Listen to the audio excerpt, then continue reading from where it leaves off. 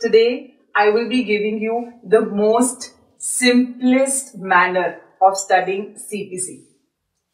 That is the Civil Procedure Code 1908. CPC is considered to be one of the most arduous and challenging subjects of law by the aspirants of Judicial Services examination. It is not a difficult subject.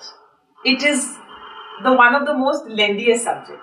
ये कोई difficult subject नहीं है, ये एक lengthy subject है. तो अगर एक CPC की strategy समझ में आ जाए, तो बहुत easy हो जाता है इस subject को पढ़ना. So I will be sharing an overview of CPC. Hi everyone, I am Mrs. Kritika Singh, the Director of Efficacious Judicial Law Academy.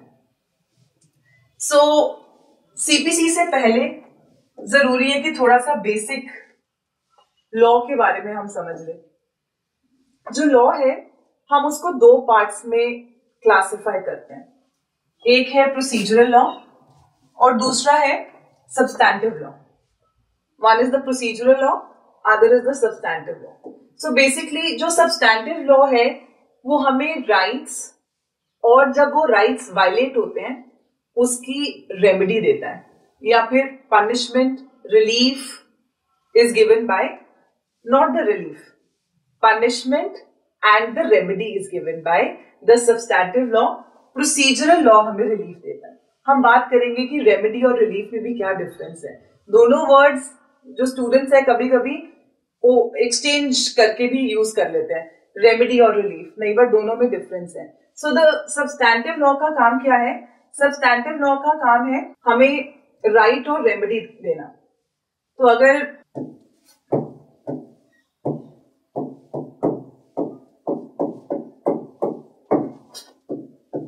substantive law will always give us some rights and the remedy. See, as an individual, we have lot many rights. कुछ fundamental rights है हमारे पास, कुछ moral rights है हमारे पास, और कुछ legal rights है हमारे पास. लीगल राइट्स वो राइट्स होते हैं जो लॉ रिकॉग्नाइज करता है. तो जो लॉ रिकॉग्नाइज करता है वो राइट जब वायलेट होते हैं तो फिर हमें रेमेडी मिलती है. और ये सब कहाँ दिया है? सब्सटैंटिव लॉ के अंदर. ये सब सब्सटैंटिव लॉ में दिया. Like for example IPC, Indian penal code, Indian contract act, Hindu marriage act या हिंदू लॉ. तो ये सारे हमारे पास क्या है? Examples of substantive law. Say supposing I go to my friend's house and I pick up a book from her possession, which is a movable property, and that too without her consent, and I bring it home. Now the book is missing from her house, so she feels कि उसकी book जो है चोरी हो गई है. It is theft. But क्या वो theft है और क्या वो theft नहीं है, वो हमें कौन बताएगा? Indian penal code section 378. Section 378 हमें कुछ इंग्रेडिएंट्स देता है, कुछ एलिमेंट्स देता है, और अगर वो एलिमेंट्स फुलफिल होते हैं तो फिर वो जो मेरा राइट है उस बुक के ऊपर वो वायलेट होकर हमें इंडियन पीनल कोड क्या देता है? रेमेडी देता है कि 3 साल सजा होगी, 5 साल सजा होगी, 6 साल सजा होगी. जो भी हमारा राइट वायलेट हुआ है उसके accordingly the remedy is given to us by the substantive law. Like for example I give you theft, murder, we have right to life. तो उसमें आपका जो है murder is what is murder. अगर section 299, section 300, 299 culpable homicide के बारे में बताता है, सेक्शन 300 जो है मर्डर के बारे में बताता है. तो अगर वो जो इसेंशियल एलिमेंट्स फुलफिल हो जाते हैं तभी वो मर्डर है, अदरवाइज वो मर्डर नहीं है. 378 के इसेंशियल्स फुलफिल हो जाते हैं तो वो थेफ्ट है, अदरवाइज वो थेफ्ट नहीं है. अब मैंने जो एग्जांपल दिया था, जब मैं अपने फ्रेंड के घर गई और मैंने वो जब बुक उसके घर से उठाकर अपने घर ले आई, तो सेक्शन 378 बोलता है वो चोरी तभी है अगर मेरी एक कैसी इंटेंशन है? I have mains Riya. If I have only wrongful intention, dishonest intention. The term used by section 378 is dishonest intention. अगर मेरी एक डिसऑनेस्ट इंटेंशन है तभी वो चोरी है. अगर मैं ये एलिमेंट प्रूव नहीं कर पाती हूं तो वो चोरी नहीं है. It is not theft. It is not theft. तो ये सारा आपको दिया है सब्सटैंटिव लॉ में. सब्सटैंटिव लॉ का काम ही यही है कि वो आपको राइट और रेमेडी देगा. सिमिलरली इंडियन कॉन्ट्रैक्ट एक्ट, मैंने ए और बी ने कॉन्ट्रैक्ट किया, बी ने वायलेट किया. वायलेट करने के बाद जो रेमेडी है वो कहाँ दी है? आईसीए में दी है. तो बट ये रेमेडीज तो हमें दे दी सब्सटैंटिव लॉ ने. सब्सटैंटिव लॉ ने कह दिया कि दो लोगों ने कॉन्ट्रैक्ट किया, वो कॉन्ट्रैक्ट ब्रीच हुआ, ब्रीच होने के बाद आप उसको कॉम्पनसेशन दीजिए. इंडियन पिनल कोड कहता है कि हाँ जी कोई भी ऑफेंस हुआ है, वो ऑफेंस होने के बाद आप उसको पनिशमेंट दीजिए ऑफेंडर को. बट देगा कौन? जाएंगे कहां? हमें पनिशमेंट कौन देगा? हमें कॉम्पनसेशन कौन देगा? वो हमें कौन देगा? We will have to go to the procedural law. We will go to the procedural law. Procedural law का काम क्या है? जो राइट्स हमें सब्सटैंटिव लॉ ने दिए हैं उनको इन्फोर्स करना, उनको इन्फोर्स करना. Alright. So basically we generally say that जो procedural law है ना, that infuses life into the substantive law. अगर प्रोसीजरल लॉ नहीं है तो सब्सटैंटिव लॉ का कोई यूज ही नहीं है. सब्सटैंटिव लॉ आपको सजा दे दे, लाइफ इम्प्रिजनमेंट, डेथ पेनल्टी, 10 साल, कॉम्पनसेशन दे दे लाखों की, कॉम्पनसेशन दे दे हजारों की. बट अगर प्रोसीजरल लॉ नहीं है तो सब्सटैंटिव लॉ का कोई भी फायदा नहीं है. सो बेसिकली जो प्रोसीजरल लॉ है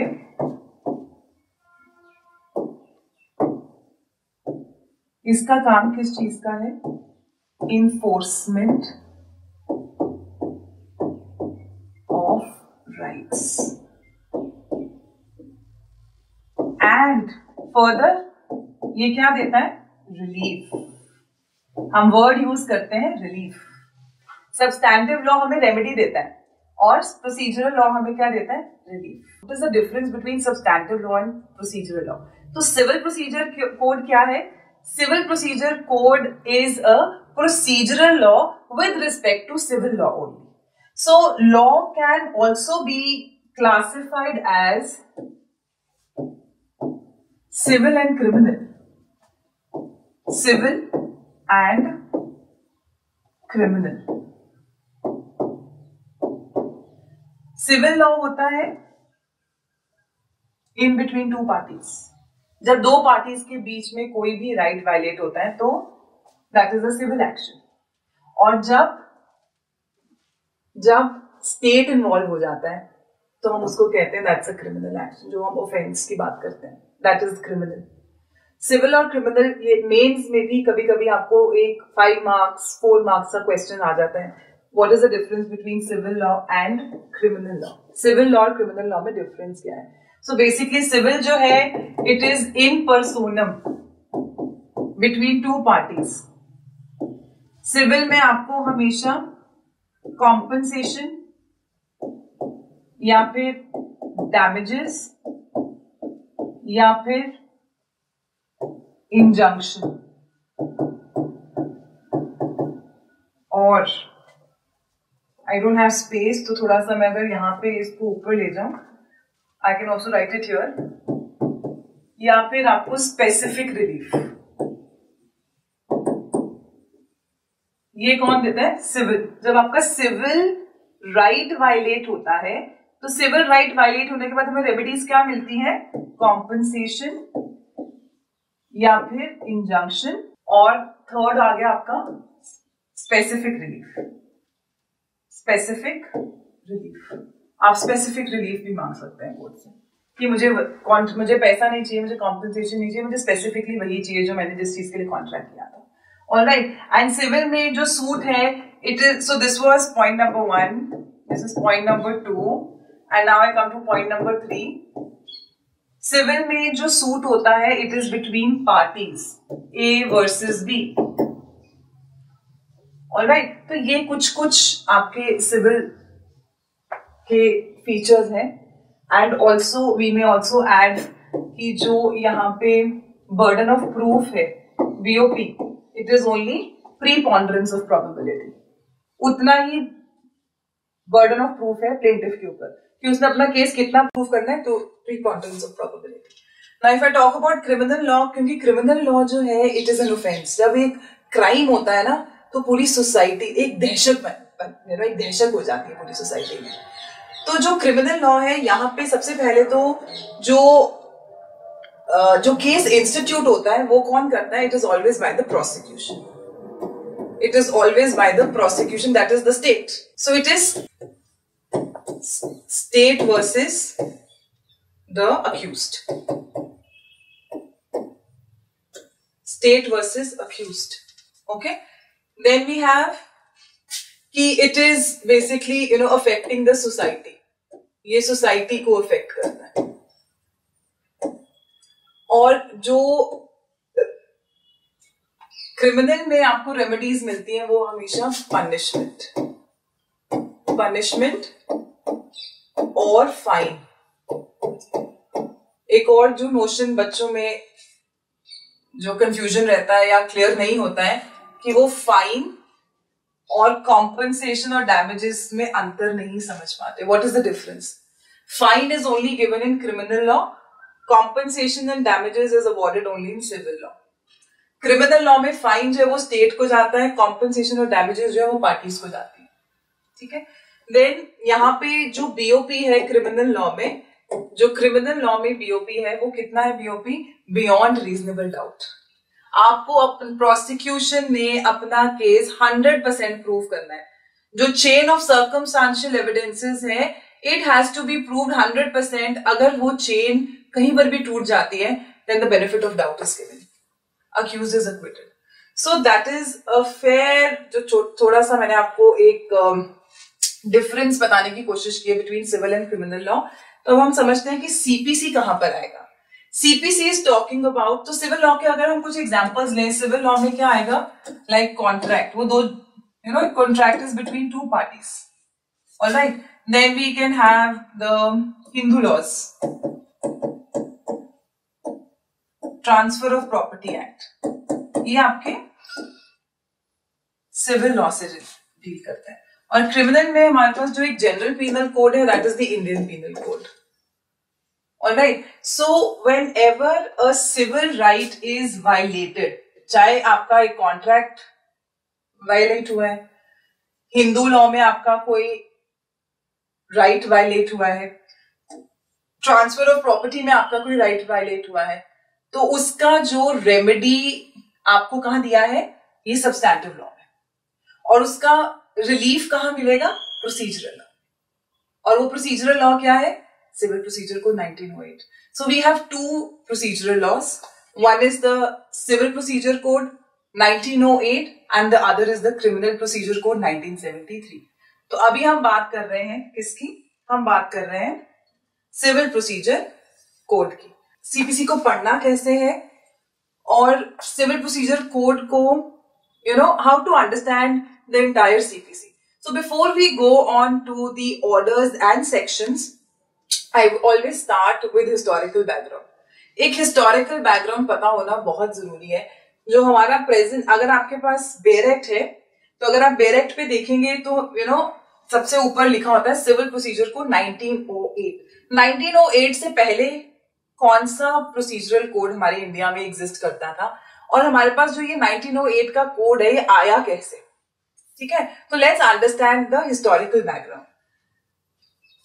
the historical background of CPC. अच्छा, हिस्ट्री को भी अंडरस्टैंड करने से पहले जो अभी मैंने आपको लॉ के बारे में भी बताया, उसमें जब भी आप कोई टॉपिक पढ़ते हैं ना तो आपको सबसे पहले तो दिमाग में ये भी ध्यान में रखना है कि जो कॉम्पिटिटिव एग्जाम्स के लिए वहां से पॉसिबल क्वेश्चंस क्या हो सकते हैं. जैसे अभी मैंने आपको जो एक क्लासिफिकेशन बताई between procedural law and the substantive law, तो उसमें जो आपको प्री में, that is only important for your preliminary examination.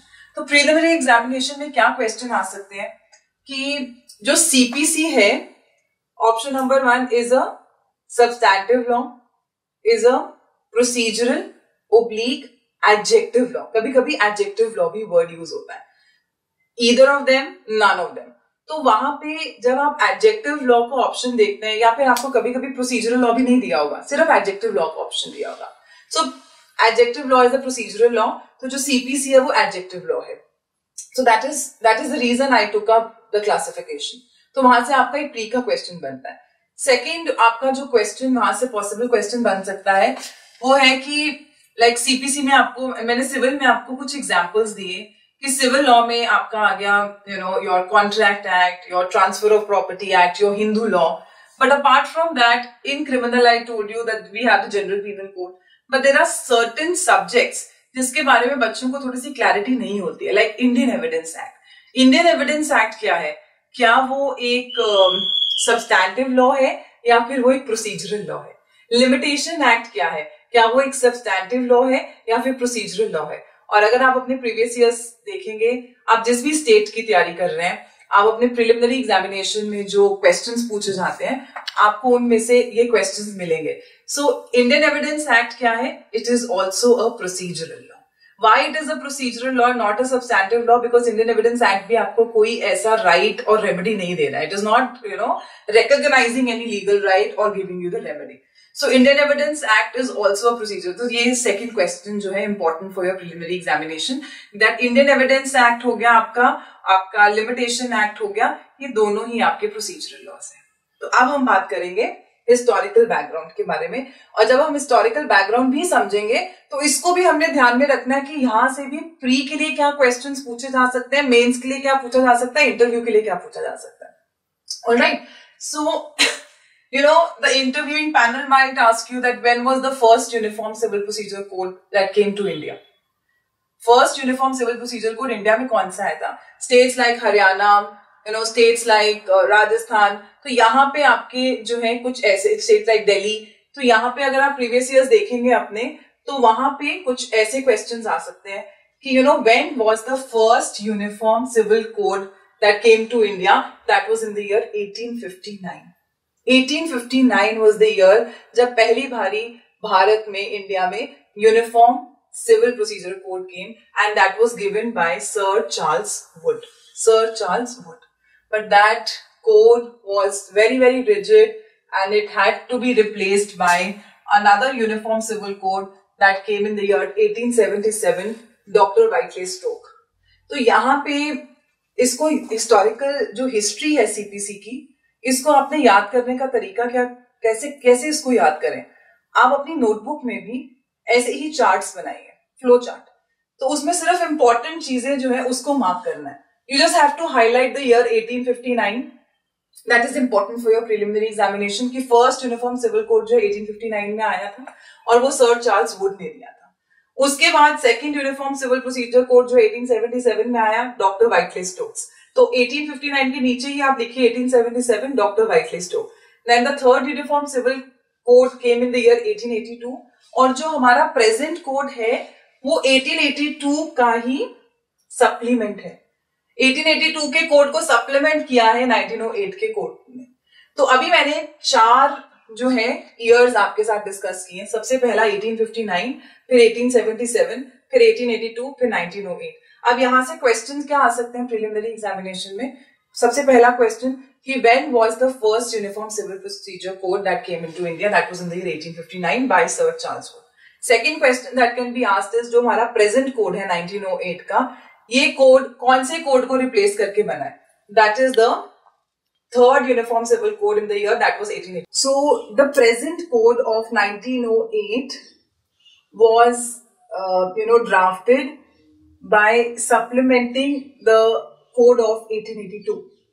So which code which code was supplemented by 1908 code? So that was 1882. और 1882 का जो कोड है वो सिलेक्ट कमेटी को जॉब दिया गया था कि वो एक बिल ड्राफ्ट करें, और उन्होंने एक यूनिफॉर्म सिविल प्रोसीजर कोड का एक बिल ड्राफ्ट किया और फिर उस बिल को sir earl Richards, EARLE, sir earl Richards ने एग्जामिन किया और फिर इंट्रोड्यूस किया गया लेजिस्लेचर में. अब जो एक बिल है वो लॉ कैसे बनता है? जब एक बिल लेजिस्लेचर में इंट्रोड्यूस होता है, जिस दिन उसको प्रेसिडेंट असेंट देता है. अभी तो प्रेसिडेंट, बट बिफोर इंडिया जब इंडिपेंडेंट नहीं था तो governor general used to give the assent. तो अभी जब एक बिल बनता है लॉ तो उसको प्रेसिडेंट असेंट देता है. तो जिस दिन प्रेसिडेंट असेंट देता है उसको हम कहते हैं enactment date, when the president gives the assent. और जिस दिन वो लागू होता है उसको हम कहते हैं enforcement date, that is the 1 January 1909। तो ये भी आपके प्रिलिमिनरी एग्जामिनेशन के 2 क्वेश्चंस यहां से बनते हैं, what is the enactment date of CPC and what is the enforcement date of CPC. And when it was enforced and enacted, it was applicable to the whole of India except the state of Jammu and Kashmir and state of Nagaland and tribal areas. तो state of Jammu and Kashmir and state of Nagaland and tribal areas में ये applicable नहीं था, but अभी by Jammu and Kashmir Reorganization Act 2019, all the central laws are applicable to the state of J&K, to the state of J&K. So CPC is also applicable to the state of J&K. So you must remember, ये भी एक pre का question है कि CPC कहाँ पे applicable है। अभी it is applicable to JNK also, but except state of Nagaland and tribal areas. Nagaland और ट्राइबल एरियाज में अभी भी एप्लीकेबल नहीं है। ये कहाँ दिया है? Section 1 clause 3 of your CPC, civil procedure code. Alright, so that was the historical background. तो हमें अपना जो प्रेजेंट कोड जो हम पढ़ते हैं वो हमें कैसे मिला है उसके बारे में आई होप आपको समझ में आया। तो उसमें आपको सिर्फ 3-4 डेट्स ही याद करनी है, 1859, 1877, 1882 और फिर 1908। और फिर आपका important 2019 reorganisation act Jammu and Kashmir, उससे जो है जम्मू एंड कश्मीर में भी एप्लीकेबल हो गया इनैक्टमेंट डेट और एनफोर्समेंट डेट। इस तरीके से अगर आप कोई चार्ट बनाएंगे, ये पूरा जो है ना, ये हिस्टोरिकल बैकग्राउंड, ये आपके प्रिलिमिनरी एग्जामिनेशन के लिए इंपॉर्टेंट है। Now let's go and talk about the manner of studying CPC. What is the overview of CPC? So CPC का ना सबसे पहले तो हमें समझना है कि CPC का नेचर क्या है, सिविल प्रोसीजर कोड का नेचर क्या है। जो CPC है, it is based on ubi jus ibi remedium. Ubi jus ibi remedium is a Latin maxim which means where there is a remedy where there is a right there is a remedy. Where there is a right, there is a remedy.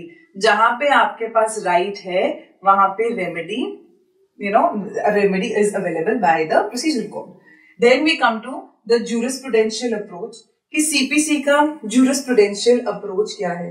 Jurisprudential approach is another very important aspect that generally students don't take into consideration.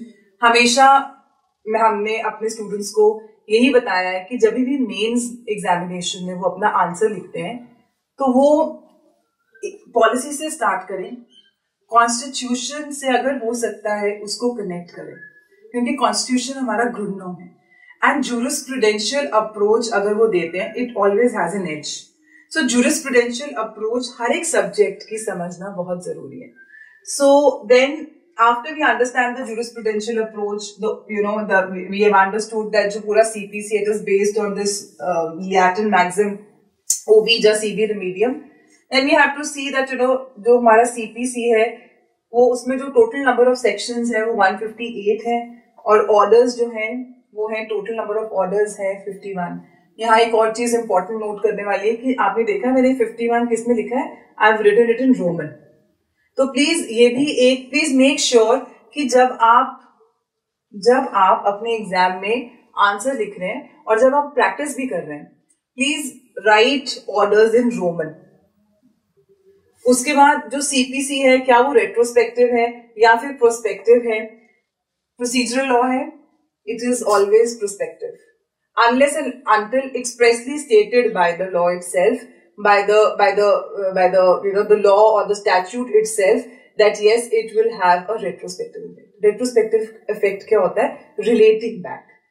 Whether CPC will, it has a retrospective effect or a prospective effect, again it has a prospective effect. And civil procedure code जो है ये exhaustive नहीं है. It is not exhaustive. Exhaustive नहीं है मतलब it is not complete in itself. और अगर आप यहां से आपको क्वेश्चन जो है मेंस के लिए क्या बनता है कि सिविल, अगर आपको मेंस में 5 मार्क्स 6 मार्क्स का क्वेश्चन आता है that whether civil procedure code is exhaustive, then you will have to explain civil procedure code with respect to section 151 CPC 151 CPC, that is the inherent powers. कि CPC में आपको पता है जो inherent powers है ना सिविल में, वो हर एक कोर्ट के पास है, वो हर एक कोर्ट के पास है।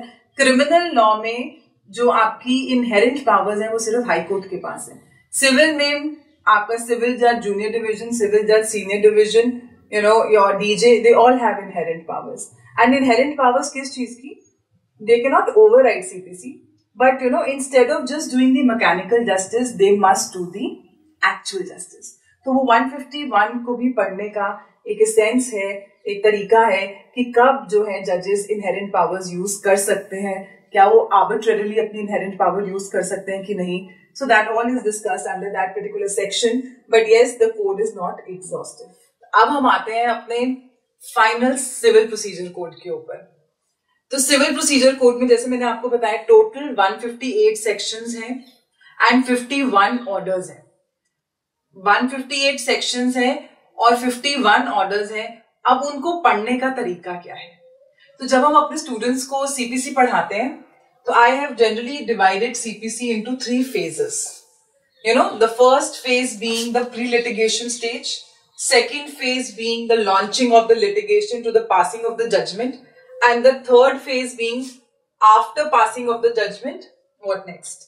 So इस तरीके से आपको बहुत इजीली समझ में आएगा कि सीपीसी एक्चुअली कैसे वर्क करता है। So if I talk about, let's say there are 2 parties who have entered into a contract, A and B. They have entered into a contract. And let's say B has breached the contract. B has breached the contract. ठीक है, B ने breach किया। अब A के पास remedy है। क्यों है remedy? क्योंकि इसका जो राइट है वो वायलेट हुआ है। क्या right? When right is violated तो आपको रेमेडी कौन देगा? कॉन्ट्रैक्ट एक्ट देगा। ठीक है, अब कॉन्ट्रैक्ट एक्ट कहता है कि ए का राइट है कि वो बी से कॉम्पनसेशन क्लेम करे या फिर वो डैमेजेस क्लेम करे। अब वो कॉम्पनसेशन और डैमेजेस कैसे क्लेम करेगा बी से? How should he claim? उसके घर जाके उससे पूछेगा, उसको बोलेगा कि हाँ जी आप ए और हमारा कॉन्ट्रैक्ट हुआ था, आपने अपनी ऑब्लिगेशंस फुलफिल नहीं की है तो अब आप लायबल हो। या फिर पुलिस स्टेशन जाके एक एफआईआर लॉन्च करेगा? नहीं, एफआईआर तो बिल्कुल भी नहीं, because FIR is only limited to criminal law. FIR puts the criminal law into motion. And यहां पर जो है, क्योंकि ये एक सिविल लॉ है और सब्सटैंटिव लॉ के अंदर ये कॉन्ट्रैक्ट में उसका राइट और रेमेडी दिया हुआ है, तो अब हम कहां जाएंगे? सीपीसी का दरवाजा खटखटाएंगे। अब सीपीसी बताएगा हमें कि अब हम क्या करें। तो जब ये जो कॉम्पनसेशन जो ए एंटाइटल्ड है वो सीपीसी कहता है, सबसे पहले तो ऐसा नहीं कि आप सीधा कोर्ट में चले जाएंगे, नहीं, you can not go to the court. सबसे पहले we have to start with that whether the right of a which was violated, whether it is of a civil nature. क्या वो राइट जो है वो एक सिविल नेचर का है कि नहीं है? अगर वो सिविल नेचर का नहीं है, in that case CPC is not there. तो CPC क्या कहता है? सबसे पहला, courts to try all civil suits unless barred. Civil suit, civil right violate होना चाहिए।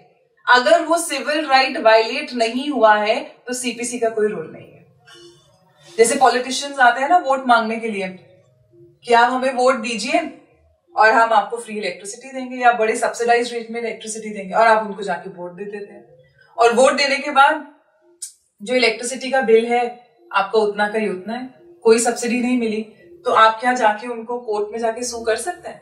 नहीं कर सकते। क्यों? क्योंकि सेक्शन 9 कहता है not of a civil nature. Civil nature होता क्या है? सेक्शन 9 जो है ना वो एक सब्जेक्ट मैटर जुरिसडिक्शन देता है। सीपीसी का वो एक दरवाजा है।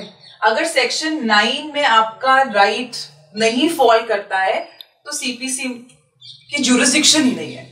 So basically as I stated, सबसे पहले हमने क्या देखना है कि आप सीपीसी में तभी जा सकते हैं अगर आपका जो सूट है it is of a civil nature, अगर सेक्शन 9 के इंग्रेडिएंट्स फुलफिल होते हैं। तो सेक्शन 9 अब हम मान लेते हैं कि लेट्स प्रिज्यूम कि जो राइट वायलेट हुआ है वो सिविल नेचर का है, वो एक सिविल सूट है।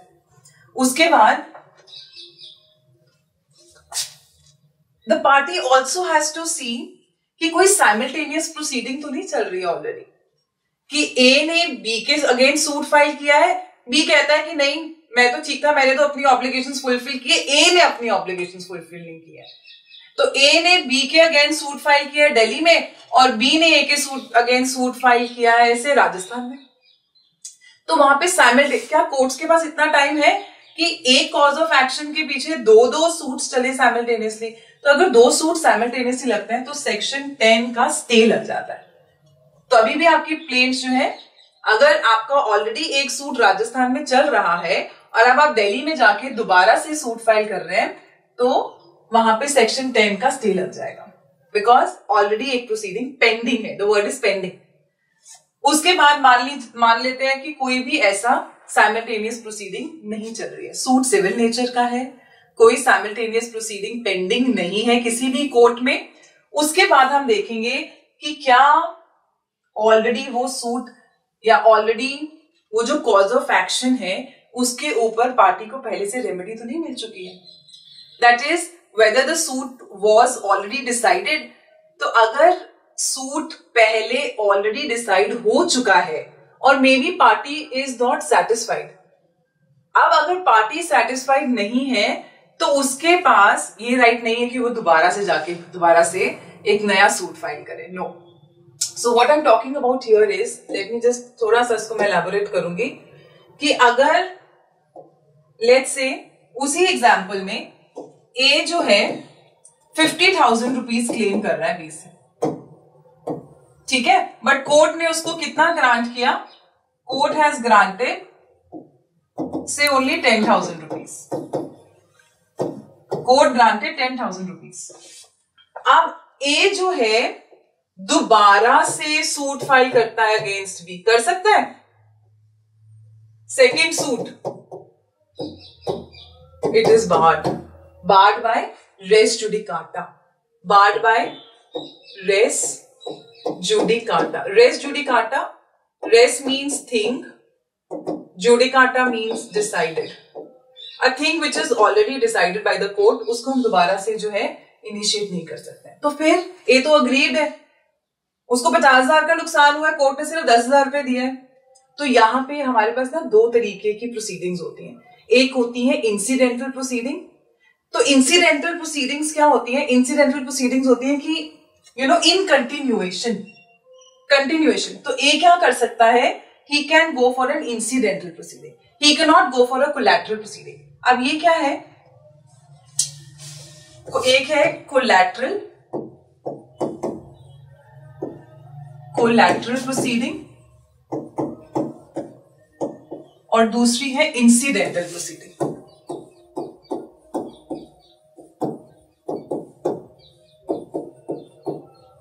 तो जब ए दोबारा से सूट फाइल कर रहा है वो कोलैटरल प्रोसीडिंग है, तो यहां पे कोलैटरल प्रोसीडिंग्स इनिशिएट करने के ए के पास राइट नहीं है, बट उसके पास क्या रेमेडी है कि वो इंसिडेंटल प्रोसीडिंग के लिए जा सकता है। इंसिडेंटल प्रोसीडिंग क्या होती है? Like he can go for an appeal. वो क्या कर सकता है? He can go for an appeal, क्योंकि ही इज नॉट सेटिस्फाइड ना, तो वो जो उसके ऊपर वाली कोर्ट है वहां पे जाके अपनी अपील लेकर जा सकता है कि मुझे तो 50,000 चाहिए था पर कोर्ट ने 10,000 दिया। So incidental proceeding is the remedy, not the collateral proceeding. Collateral proceeding कब रेमेडी होती है? जब सब्जेक्ट मैटर ज्यूरिसडिक्शन नहीं होता है कोर्ट का।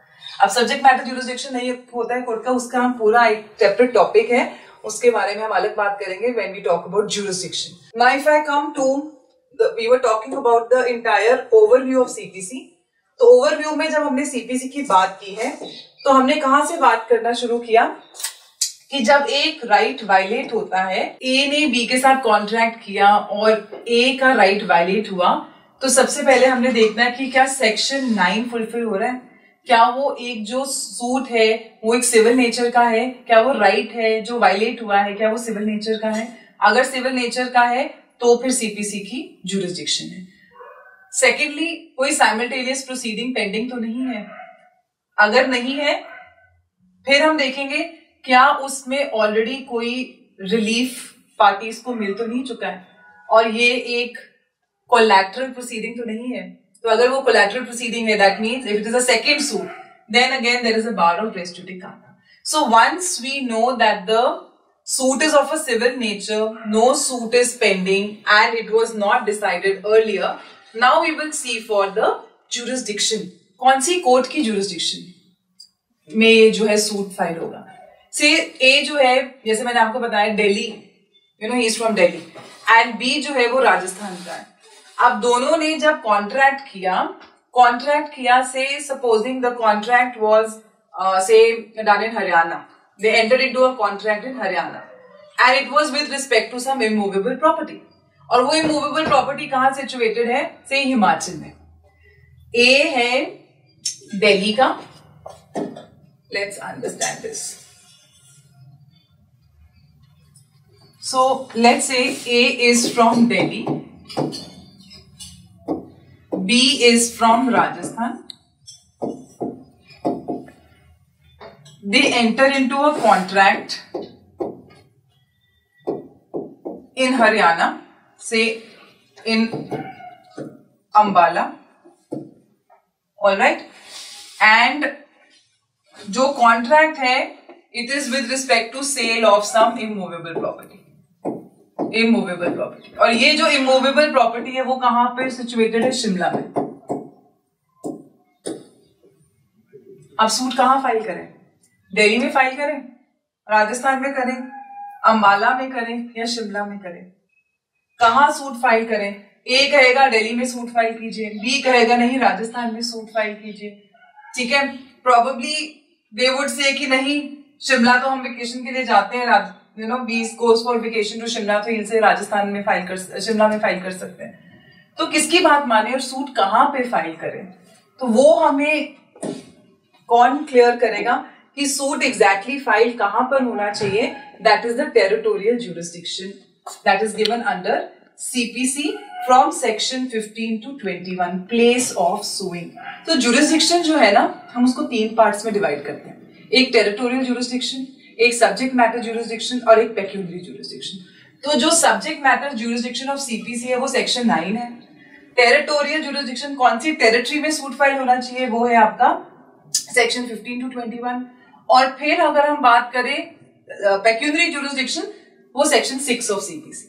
तो ये कंप्लीटली जब हम ज्यूरिसडिक्शन समझ जाएंगे तो हमें समझ में आएगा कौन से कोर्ट का हमें दरवाजा खटखटाना है। सो हमने section 9, section 10, section 11 and section 15 to 21 we have understood कि ये सारे जो है एक प्री लिटिगेशन, अभी तक हमने लिटिगेशन इनिशिएट नहीं की है, ये एक प्रीलिमिनरी वर्क है जो हमें करना है। एक बार ही हमें पता चल जाए कि हाँ जी कहां पे सूट फाइल होना है, फिर हम बात करेंगे पार्टीज के बारे में। पार्टीज कौन होंगी, who will be the parties to the suit. तो parties to suit is order 1 in case of the parties are regular, like A versus B, A B C versus X Y Z. तो order 1 में आपके सारा procedure दिया हुआ है कि हाँ जी कैसे सूट फाइल करना है। But in case we have special parties, अगर हमारे पास स्पेशल पार्टीज है तो हमारे पास स्पेशल प्रोसीजर भी दिया हुआ है सीपीसी में। स्पेशल पार्टीज लाइक अगर जो प्लेंटिफ है वो एक माइनर है, एक माइनर की प्रॉपर्टी है। माइनर कौन होता है, एक ऐसा बच्चा जो 18 साल से कम उम्र का है।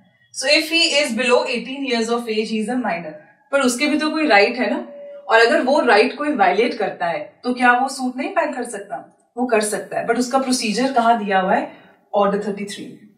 तो अब हम ये जो रेगुलर प्रोसीजर है ना उससे डिविएट हो जाएंगे in case the party is a minor, तो उसका प्रोसीजर कहाँ दिया है, ऑर्डर 33 में।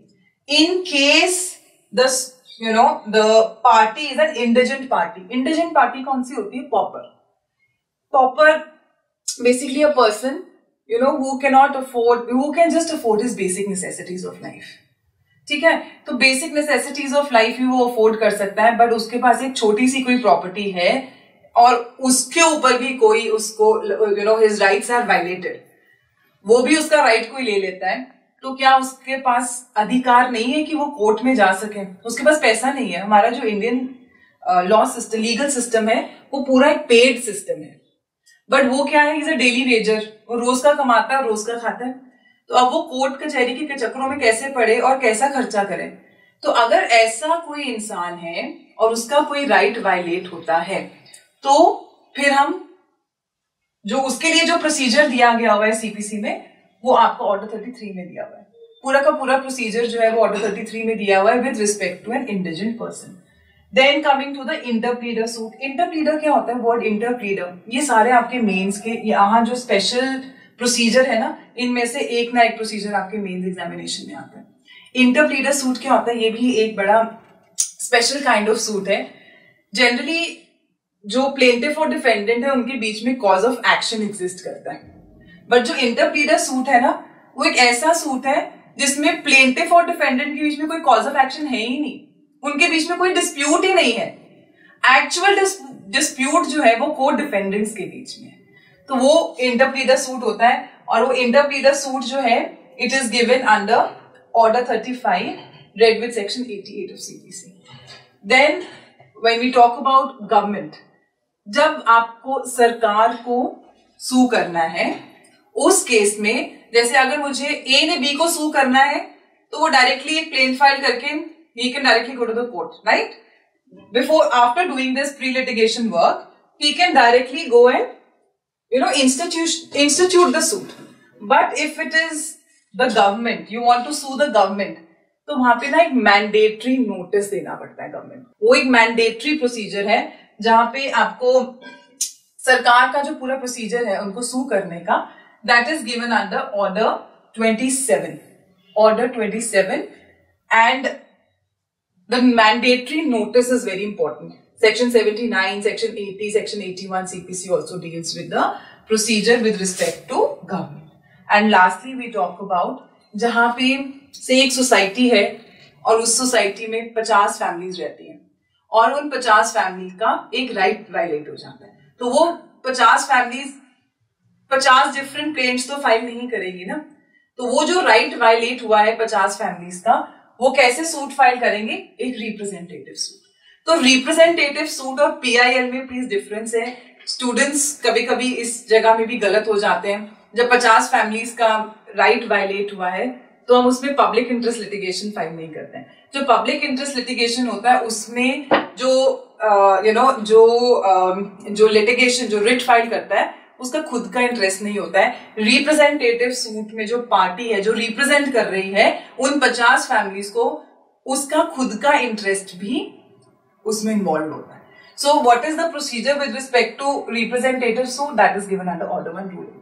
So once we have done this preliminary work कि पार्टीज कौन है, टेरिटोरियल जुरिस्डिक्शन क्या है, सब्जेक्ट मैटर जुरिस्डिक्शन क्या है, पेक्यूनरी जुरिस्डिक्शन क्या है, फिर हम आते हैं अपने सेकेंड फेज में जहां पे launching of the litigation to the passing of the judgement.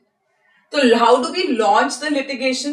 This is the entire procedure which I will be covering in my next video. So in my previous video, I started explaining the simplest method of studying Civil Procedure Code, in which we had divided Civil Procedure Code into 3 phases. The first phase being the pre-litigation stage, and the second phase being launching of the litigation to the passing of the judgment, and the third phase being where after the judgment is pronounced to the final execution and appeal. So in my previous video, I had discussed in detail the first phase. Today I shall be discussing the second phase.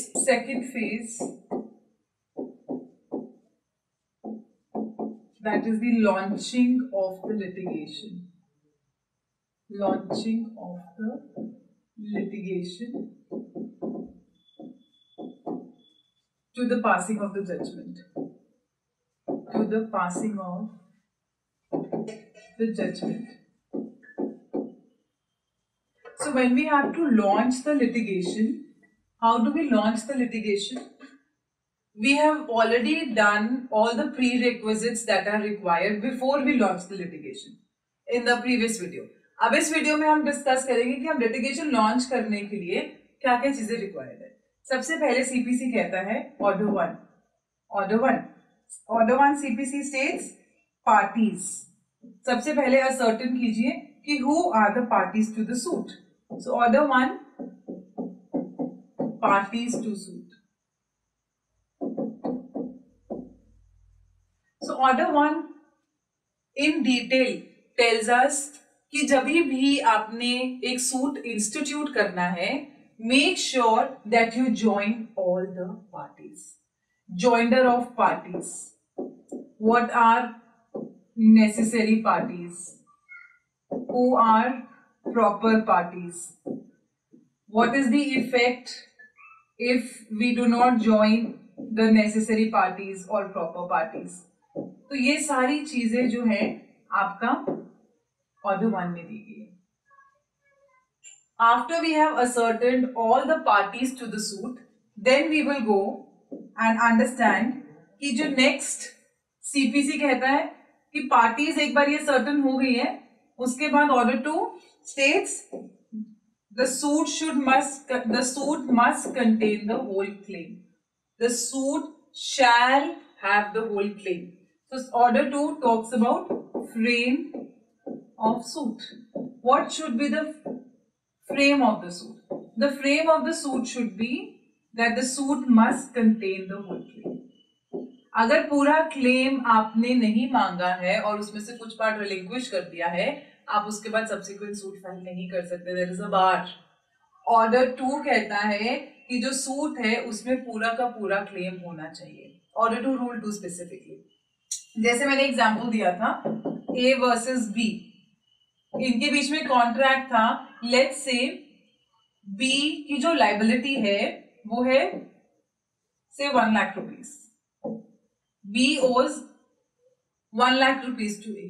अब जब ए suit file करता है against B, वो सिर्फ 50,000 claim कर रहा है। He is claiming only 50,000 and he has relinquished 50,000 rupees. He has relinquished 50,000 rupees. अब ये जो relinquished part है, इसके ऊपर आप subsequent suit अगर फाइल करता है A, if he files a subsequent suit, again he files a suit against B for this 50,000, can he do so? He cannot. He cannot file. The subsequent suit is not barred by res judicata. It is barred by order 2 rule 2। Order 2 rule 2 से board है, वो race judicata से board नहीं है। ये भी आपका एक प्रिलिमिनरी एग्जामिनेशन का क्वेश्चन है। Even for mains examination you may get a problem based question where you must be very clear कि जो ऑर्डर 2 रूल 2 का जो बार है वो किसके ऊपर लगता है, रिलीव्स के ऊपर, और जो रेस जुडिकाटा है that is not applicable on relieves. So order 2 rule 2 is very important. In fact order 2 is talking about framing of the suit. So once we have also understood कि जो एक सूट है उसमें पूरा claim include होना चाहिए, suit must include the whole claim and who are the parties to the suit, then next we will go on to the institution of suit. Institution of suit. How do we institute the suit? What are the principles? Institution of suit वो आपको सारा order 4 में दिया है। Order 4 talks about institution of suit. The plaint should be filed in duplicate. Order 6, Order 7, Order 8 के जितने भी rules हैं, they should be abided. वो सारा आपको Order 4 में दिया है। Now, how do we institute institution of not parties but institution of suit? It is institution of suit. Institution of suit. Plaint कहां पे फाइल होगी? Plaint will be filed under order 7. Order 7. Order 7 talks about filing of a plaint, and when you file a plaint, plaint के साथ जाता है summon to the opposite party, that is the defendant, and summons कहां है? Order 5. And then the opposite party, that is the defendant, will file a written statement which is under order 8. Order 8. So plaint is under order. So now you have to understand. Order 4 is institution. Summon order 5. Order 7 plaint. Order 8 is written statement.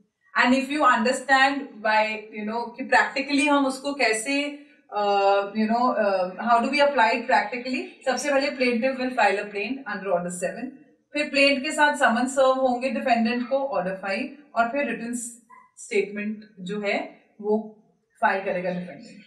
And यहाँ पे सबसे important चीज, एक और चीज जो याद रखने वाली है, that is summons to parties. ये है summon to parties, not summon to witnesses. Another question for your preliminary examination. Summon to parties is order 5, summon to witnesses is order 16. That will come letter.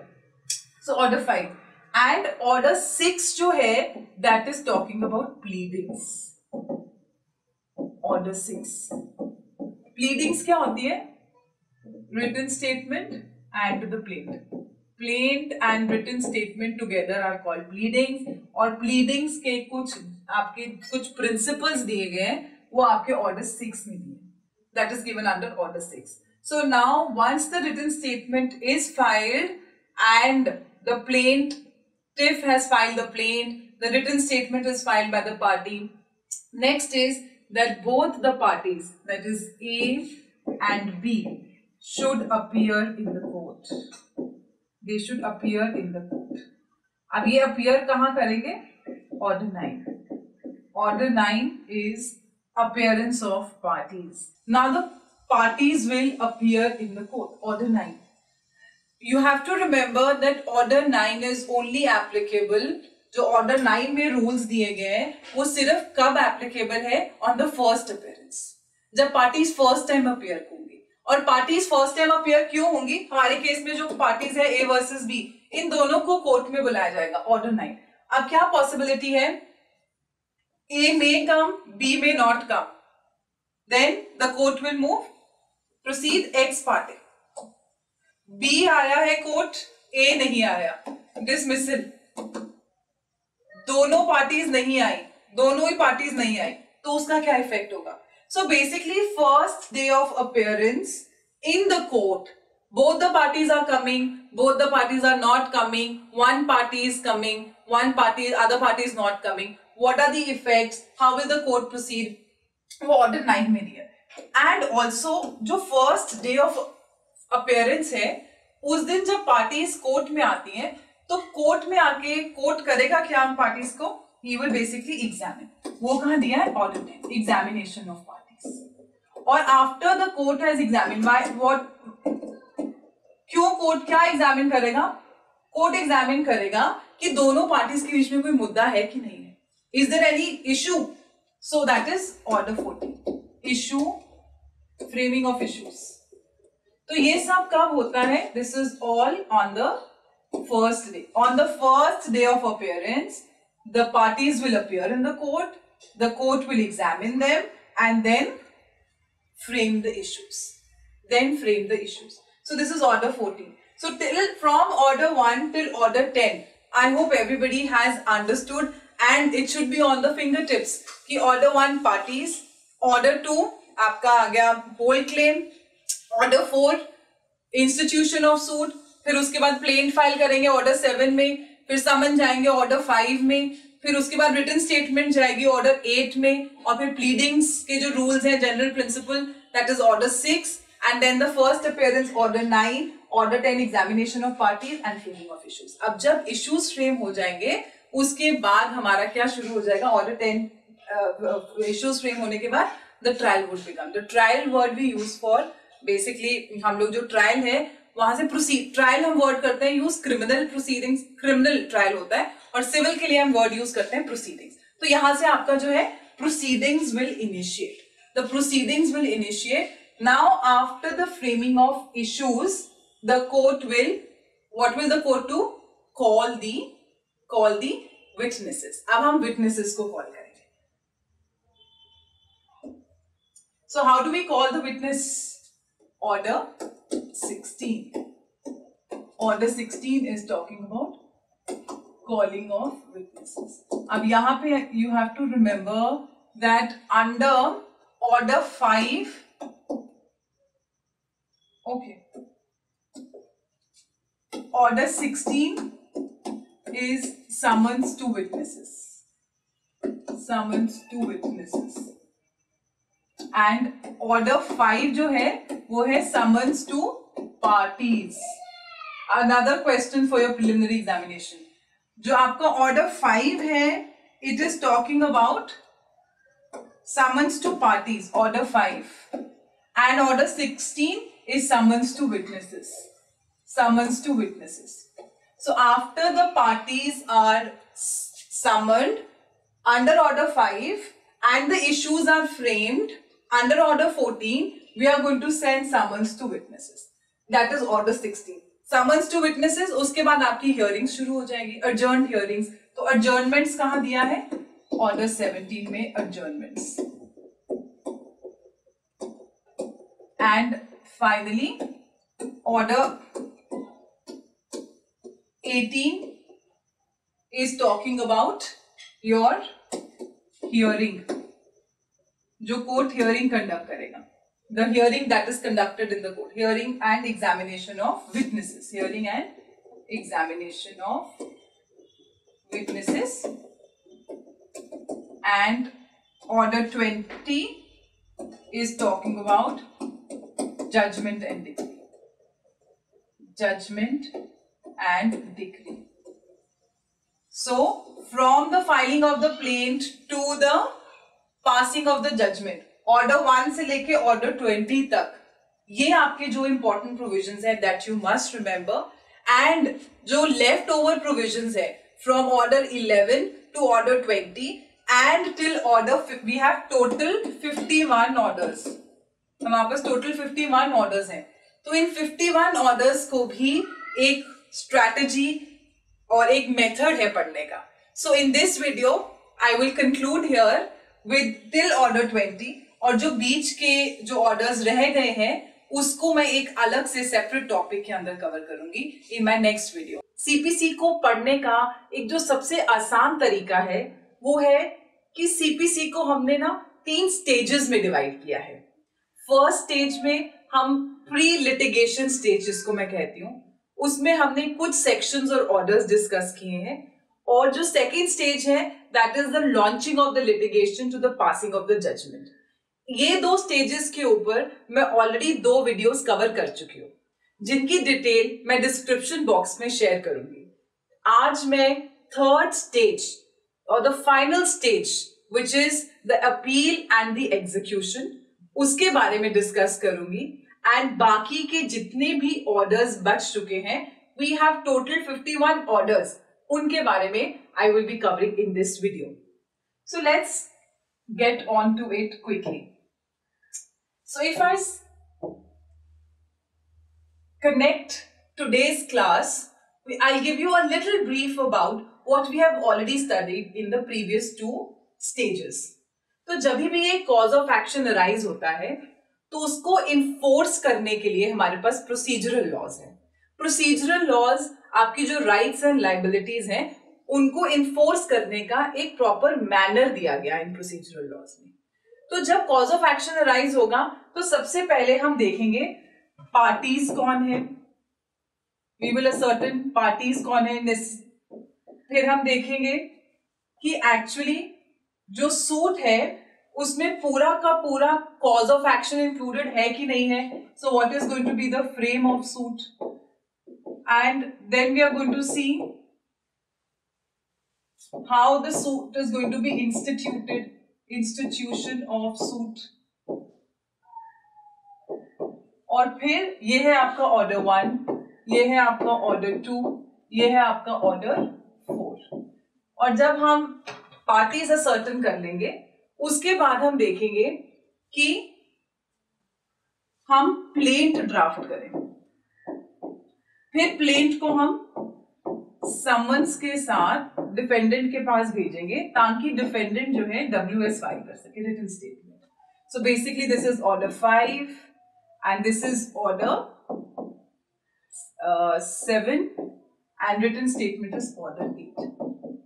और जो ये आपका plaint और written statement है, plaint and written statement, इनको draft करने के लिए कुछ रूल्स दिए गए हैं जिनको हम प्लीडिंग्स में कवर करते हैं और वो कहाँ दिया है आपके ऑर्डर 6 में. So once the written statement is filed उसके बाद पार्टीज कोर्ट में आएंगी, अपीयर करेंगी, appearance of parties, that is order 9. और पार्टीज कोर्ट में अपियर क्यों हो रही है? ये first appearance, so that court can appearance of parties है, यहाँ पे सिर्फ पार्टीज आएंगे ताकि कोर्ट क्या करे? एग्जामिन करे पार्टीज को। ये है ऑर्डर 10, और फिर इश्यूज फ्रेम करे। कोर्ट पूछेगी पार्टीज से कि एक्चुअली मुद्दा क्या है। अगर तो दे प्लीड गिल्टी तो फिर कोर्ट उसी टाइम जजमेंट प्रोनाउंस कर देगी, और अगर they don't plead guilty then the court will frame issues, that is order 14. Order 14. So can you see from order 1 to order 10 we have covered all the orders, and then we have come directly to order 14. So बीच में हमने 3 orders miss कर लिए, और इसके बाद frame of issues के बाद जब इश्यूज फ्रेम हो जाएंगे तो फिर हम क्या करेंगे? We will summon the witnesses. So summoning of witnesses. So that is, if I divide this part, okay. So this is summons to witnesses. This is order 16.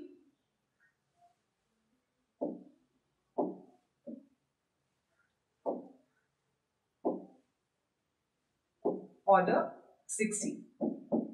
अब विटनेसेस जब कोर्ट में आ गए तो फिर कोर्ट क्या करेगा? adjourned hearings, adjournment.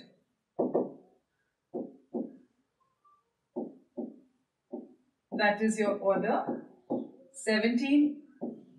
और फिर फाइनली हियरिंग ऑफ पार्टीज की हियरिंग, और ये है आपका order 18. Can you see I'm writing all these orders in Roman? Please make sure कि जब आप मेंस में भी लिखे अपना आंसर तो आप रोमन में लिखिए instead of numerical. Hearing of parties, और फिर आपका आ गया order 19.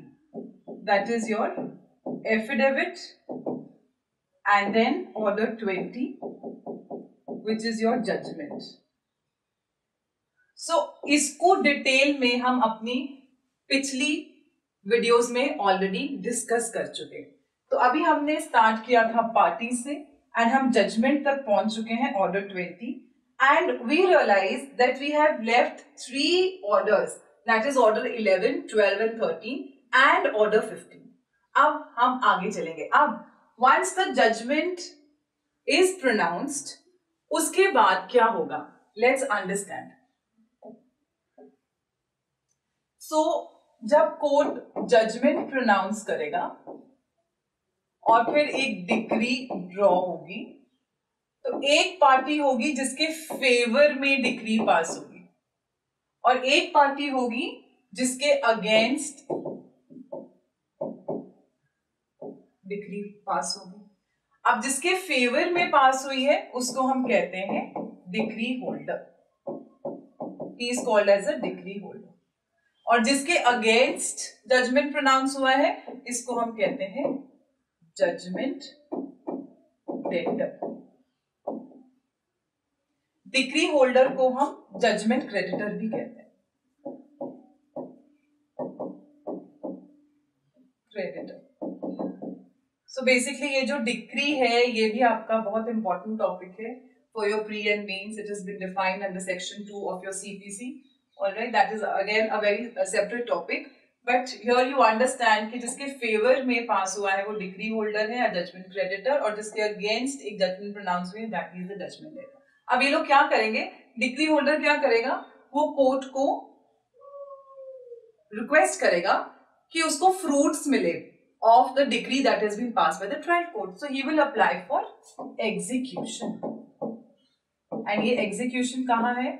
Order 21 CPC, one of the lengthiest order of CPC.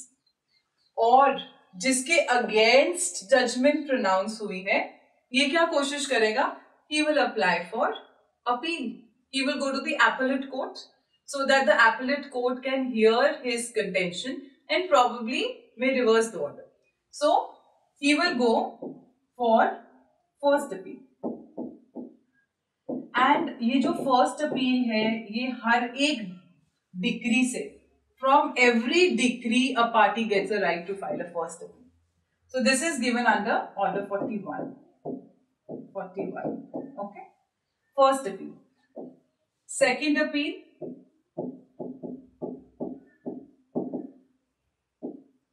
is order 42. Order 42 is second appeal. So we see that till order 45 we have all the orders that are dealing with appeal. So first appeal is order 41, second appeal is order 42. Then we have order 43. For your convenience, I am also writing it in numericals. Order 42 is order 43. Then we have order 44. So order 43 is dealing with appeal from order. Okay, I think I can make a separate diagram on appeals. So basically we have जो एक judgment debtor है उसके पास first appeal is order 41. Second appeal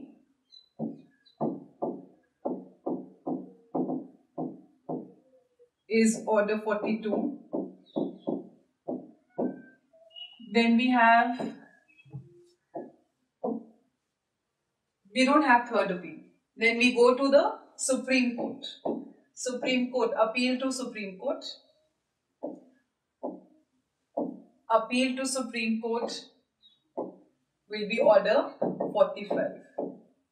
Appeal to Supreme Court, order 45.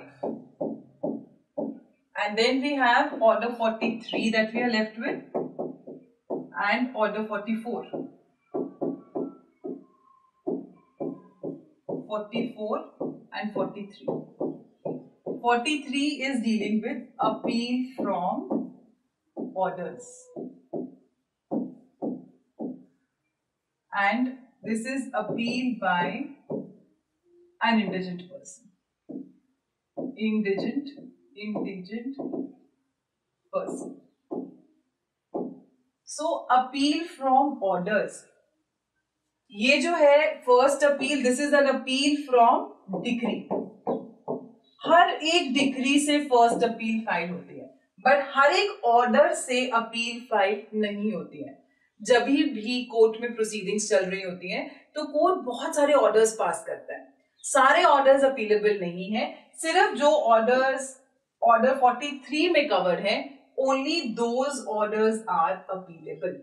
Rest of the orders are not appealable. And appeal by an indigent person.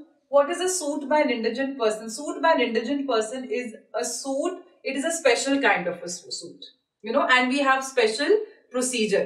This I had covered in my first video, जहां पे मैंने आपको बताया था कि एक तो होगा आपका रेगुलर प्रोसीजर, जो अभी हमने ऑर्डर 1 से ऑर्डर 20 तक देखा, और आपके लिए जो ये स्पेशल सूट्स हैं या स्पेशल केसेस हैं, यहाँ पे हमारे पास स्पेशल प्रोसीजर भी दिया गया है. जैसे suit by or against government, suit by or against unsound mind, या फिर माइनर्स हो गए, या फिर यहाँ पे indigent person. Indigent person is a pauper. So we had a look that from passing of the judgment the parties can either go for an execution or for an appeal. So the judgment debtor will go for the appeals, that is from order 41 to order 45, and the decree holder will go for an execution. So ये तो सब हो रहा है trial court में. Judgement पास होने के बाद एग्जीक्यूशन और अपील फाइल होती है. अपील फाइल होती है दी एपेलेट कोर्ट. एग्जीक्यूटिंग कोर्ट कौन होता है, एग्जीक्यूशन कैसे की जाती है, वो ऑर्डर 21 में आपको डिटेल में दिया.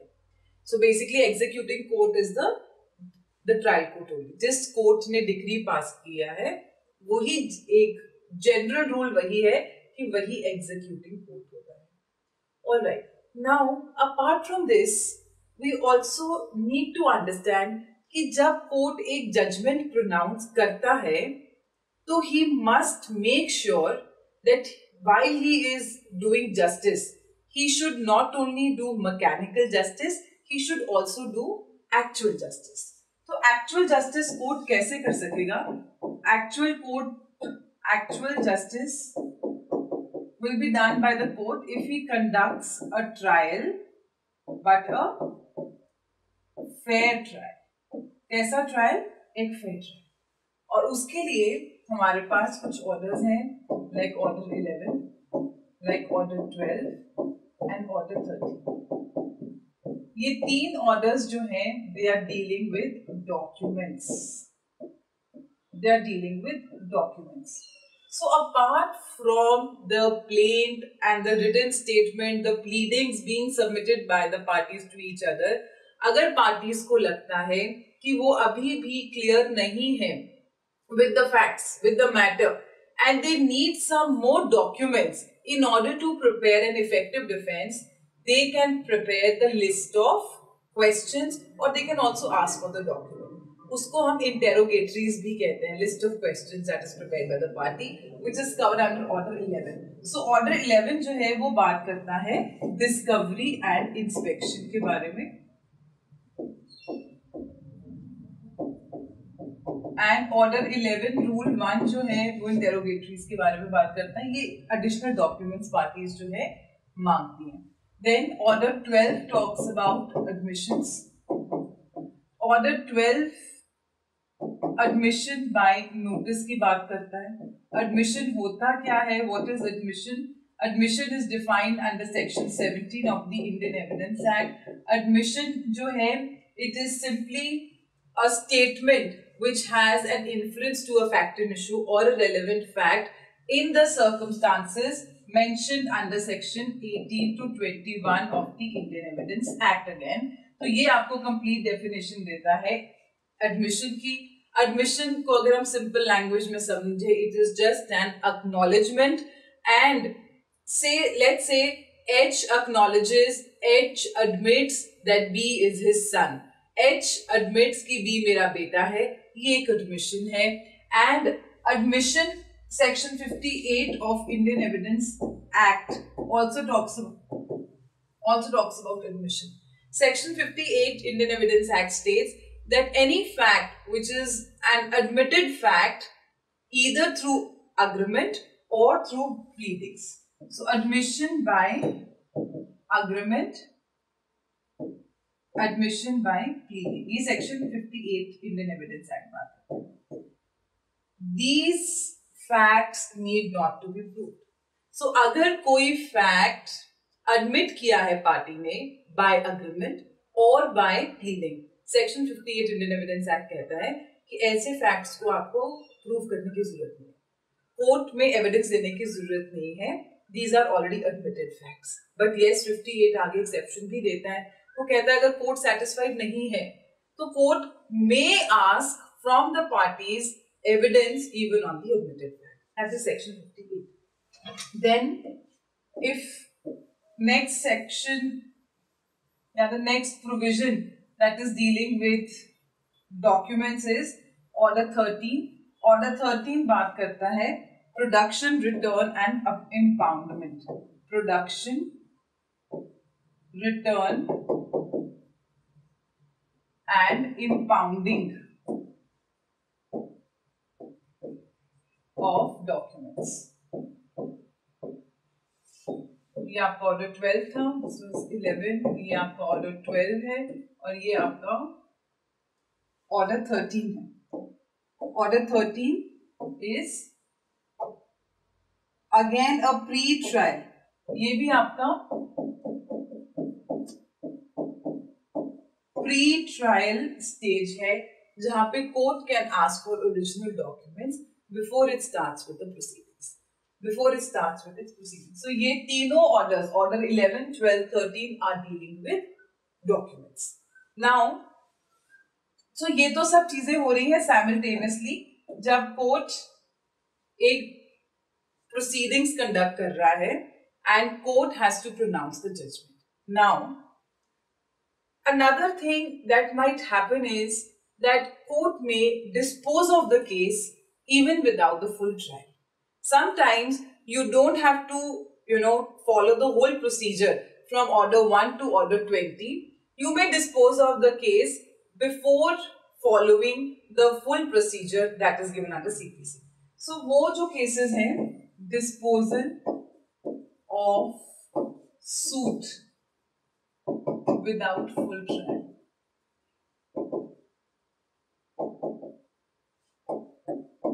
सबसे पहला तो order 15.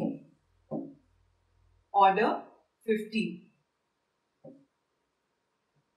Order 15 talks about first hearing. First hearing कहाँ है? Order 9 में.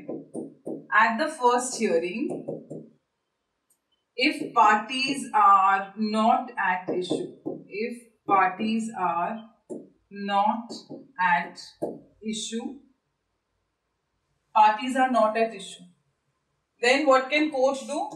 Court can pronounce the judgment immediately.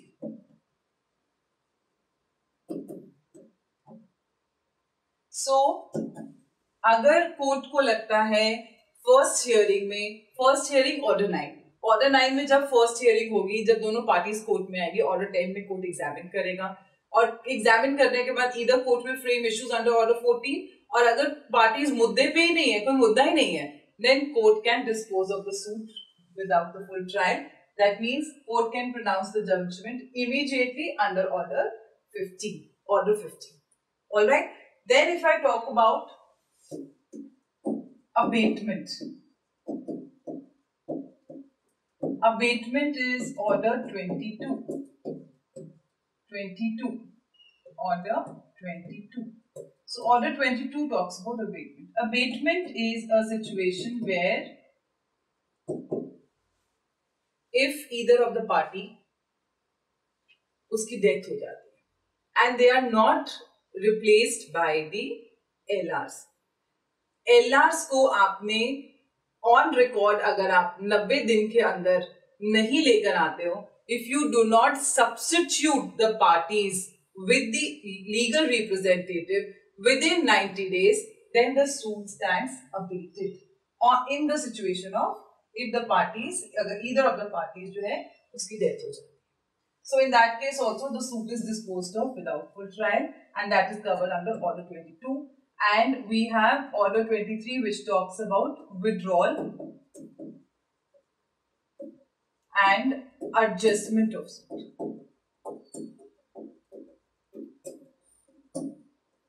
Order 23.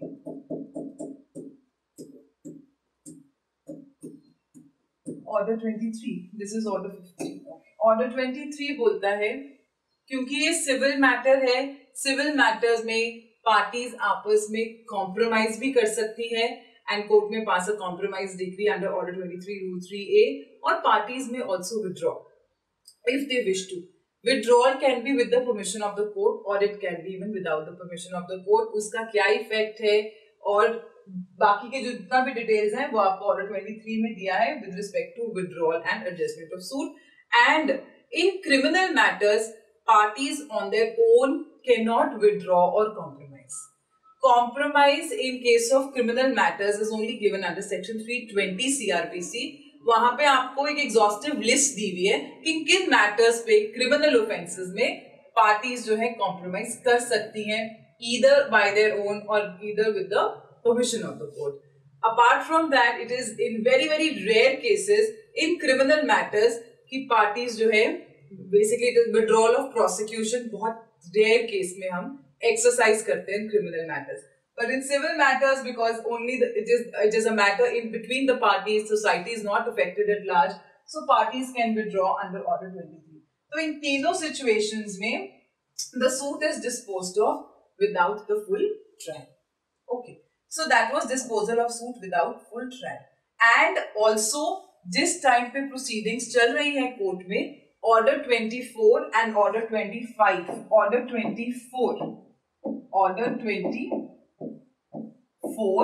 And order 25 के अंदर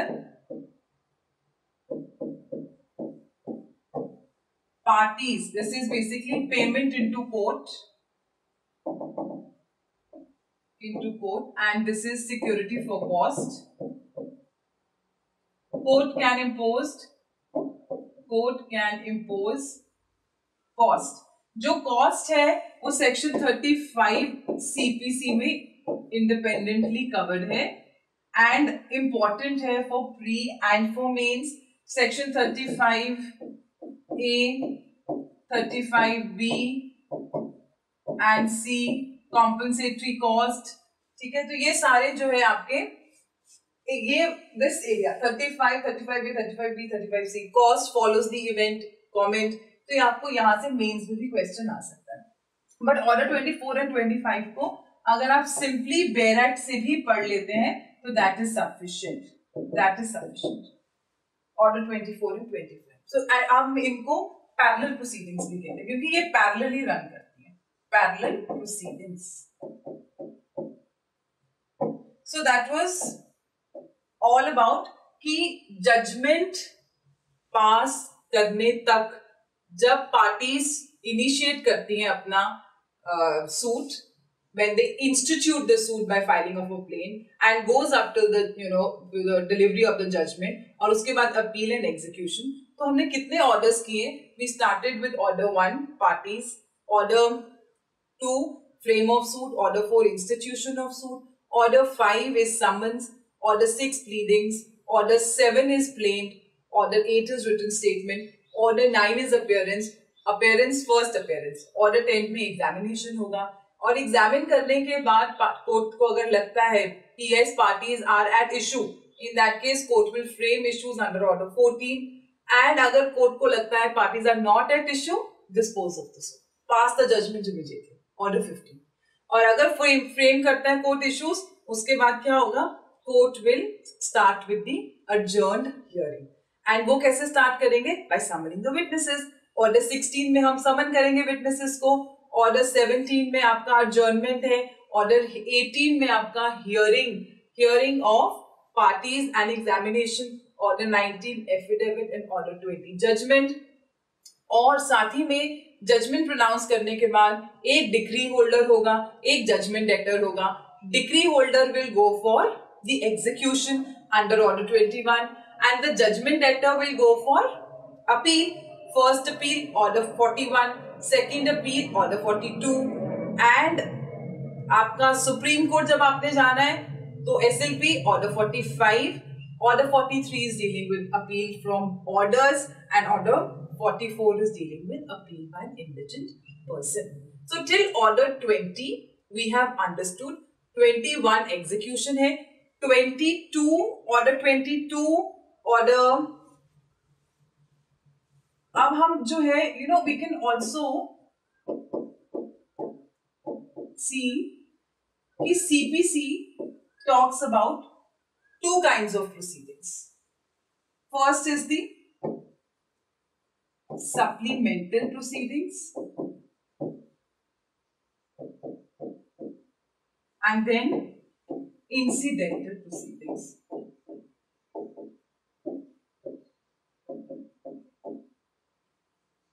This is section 75 CPC and in supplemental is section 94 CPC. So section 75 CPC talks about incidental proceedings. सबसे पहले तो incidental proceedings और supplemental proceedings होती क्या है? Supplemental proceedings वो proceedings होती हैं जिनका judgment के ऊपर कोई भी bearing नहीं. सप्लीमेंटल प्रोसीडिंग्स वो होती हैं जिनका जजमेंट, फाइनल जजमेंट के ऊपर कोई भी इफेक्ट नहीं होता है. For example, let's say there is a suit between A and B and A files an application for temporary injunction. It is a property matter जिसपे बी जो है कंस्ट्रक्शन रेज कर रहा है और ये कहता है कि ये तो मेरी प्रॉपर्टी है और ये टेम्पररी इंजंक्शन की एक एप्लीकेशन फाइल करता है इन द कोर्ट और कोर्ट जो है वो टेम्पररी इंजंक्शन ग्रांट कर देता है. It is decided in favour of A and B has to stop the construction work. इसको कंस्ट्रक्शन वर्क जो है रोकना पड़ता है. Now when the complete proceedings are taken before the court. When court examines the evidences, court concludes that this property actually belongs to B and he is a degree holder. So basically, no matter, even if the application was decided in favor of A, temporary injunction की application A के favor में decide हुई थी, इसका मतलब ये नहीं है कि judgment भी इसी के favor में pronounce हुई. No. So temporary injunction हो गया, आपका arrest and attachment before arrest before judgment हो गया, appointment of receivers or receivers की findings होंगी. These all do not affect the judgment. Judgment is passed on the relevant facts duly proved. So we say that supplemental proceedings are those proceedings which do not affect the final judgment. इनका final judgment के ऊपर कोई भी effect नहीं होता है. And we categorize them into 3 parts. आपका ये आ गया order 38, order 38, order 39 and order 40. Order 40 is receiver, order 39 is temporary injunction, order 38 is arrest and attachment before judgment. Arrest and attachment before judgment. Arrest and attachment जो एक general rule है वो हम तभी करते हैं after the in case of execution. जब हमने एक डिग्री को एग्जीक्यूट करवाना है और पार्टीज एग्जीक्यूट नहीं कर रही हैं, उस केस में हम अरेस्ट एंड अटैचमेंट करते हैं सिविल केसेस. बट ये एक एक्सेप्शन है जहां पे we court may also under special circumstances court may order for arrest and attachment before the passing of the decree. That is order 38, 39 is temporary injunction and order 40 is receiver. So these are supplementary proceeding and they have no effect on the final judgement.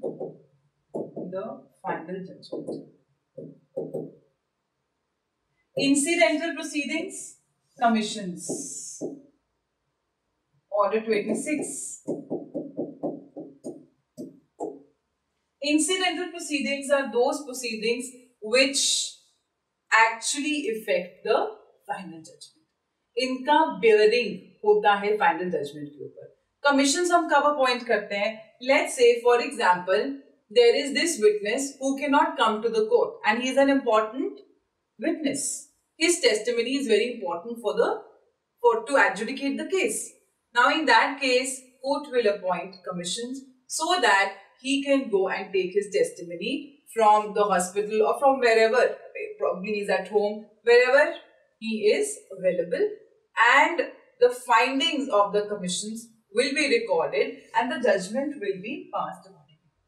So incidental proceedings are those proceedings which have the bearing on the judgment. Section 75 read with order 26. Section 94 CPC talks about supplemental proceedings read with order 38, 39 and order 40.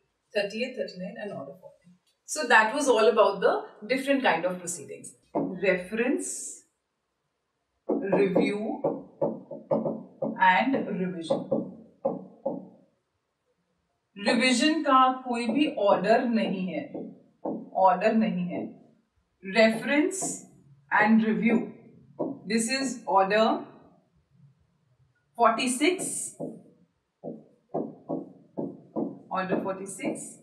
And review is order 47, which is dealing with reference and review. And then we have and revision का कोई भी order नहीं है. So till order 47. Then we have order 48, order 49, order 50 and order 51. ये 4 orders भी आप bare act से ही पढ़ सकते हो. And order 48 is dealing with miscellaneous. And order 49 is talking about chartered high courts.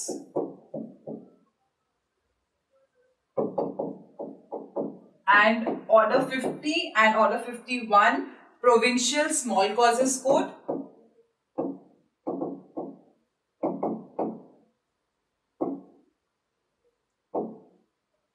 and order 50 is dealing with Presidency Small Causes Code. Presidency Small Causes Code.